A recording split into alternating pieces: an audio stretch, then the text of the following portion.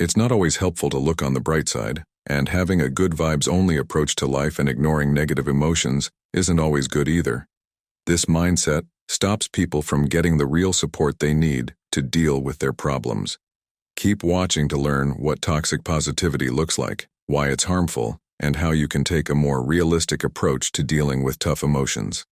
Today, we're diving into an often misunderstood but very important topic: toxic positivity. In this video essay, we'll explore what toxic positivity is, how it shows up, the subtle signs to watch for, and the big impact it can have on our mental and emotional health. We'll break down the signs, teach you how to recognize and avoid toxic positive people, and share effective ways to handle interactions with them. Toxic positivity is the idea that people should stay positive no matter how bad things are. While being optimistic and thinking positively can be good, toxic positivity rejects all tough emotions in favor of a fake, cheerful attitude. Having a positive outlook is good for your mental well-being, but life isn't always positive. Toxic positivity can show up in many ways. You might have seen some examples in your own life too. Like when something bad happens, such as losing your job, people may say, "Just stay positive," or "Look on the bright side." Or after experiencing some type of loss, people might say that everything happens for a reason. Or upon expressing disappointment or sadness, someone may respond that happiness is a choice. While such comments are often meant to be sympathetic, they can shut down anything the other person might want to say about what they are experiencing. People make such statements because they believe they are comforting. This is also a way of avoiding the other person's pain, and this suggests that if someone is feeling negative emotions, it's their own fault for not choosing to be happy. Sometimes these statements are well-intentioned or come from a good place, but are poorly worded. In other cases, people might not know what else to say and don't know how to be empathetic. Still, it is important to recognize that toxic positivity can be harmful. Too much positivity can be harmful, especially for people going through tough times. Instead of being able to share their true feelings and get support, those facing toxic positivity find their emotions dismissed, ignored, or invalidated. When people receive toxic positivity, they might feel ashamed. It makes them think their feelings are wrong. But when someone is suffering, they need to know their emotions are normal and that they can find comfort and support in their friends and family. Toxic positivity can also make people feel guilty. It sends the message that if you're not able to stay positive, even during a tragedy, you're doing something wrong. This kind of positivity is a way to avoid uncomfortable emotions. People use it to avoid dealing with difficult feelings. Sometimes we do this to ourselves too, ignoring our own painful emotions. But avoiding these feelings stops us from growing and gaining deeper insights.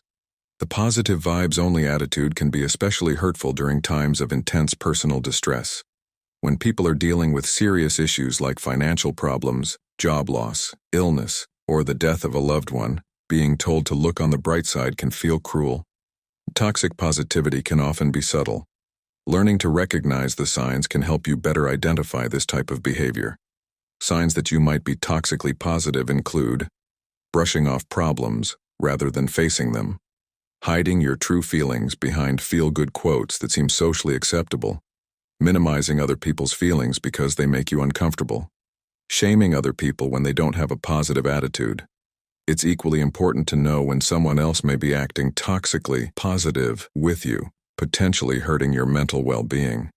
Signs that you may be on the receiving end of toxic positivity include feeling guilty about being sad, angry, or disappointed, hiding or disguising how you really feel, trying to be stoic or get over painful emotions. Toxic positivity can also act as a coping mechanism to help people reduce or avoid stress. Rather than face a difficult emotion, people try to avoid it by putting a positive spin on a bad situation. While this might seem like an effective way of coping, denying or dismissing negative emotions can make it more difficult to cope with them. If you notice that you sometimes act too positively, there are ways to develop a healthier approach.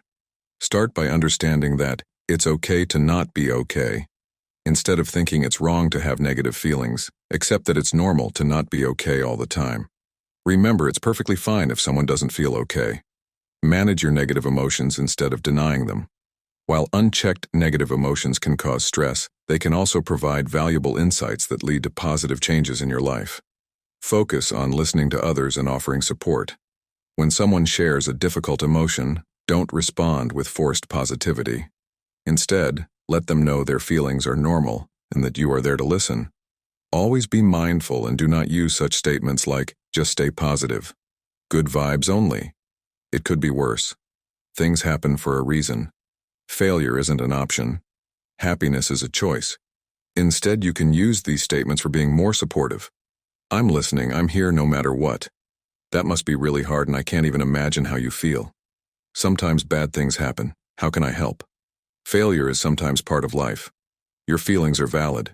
Coping with a toxic, positive person can be a bit tricky. If someone you know has a tendency to respond to your negative feelings with statements that aren't supportive or emotionally validating, there are some ways you can respond to it. Be realistic about what you feel. When facing a difficult situation, it's normal to feel stressed, worried, or even fearful. Don't expect too much from yourself. Practice self-care and work on taking steps that can help improve your situation. Don't be afraid to challenge the person being toxically positive. While challenging this type of response can be uncomfortable, confronting the person's approach provides them the opportunity to grow. This can be especially helpful if facing toxic positivity at work, helping leaders evaluate the impact of their statements and actions. Know that it's okay to feel more than one emotion at any given time. If you are facing a challenge, it's possible to feel nervous about the future and at the same time hopeful that you might succeed. Your emotions can be as complex as the situation itself. Look for meaning behind what you're going through.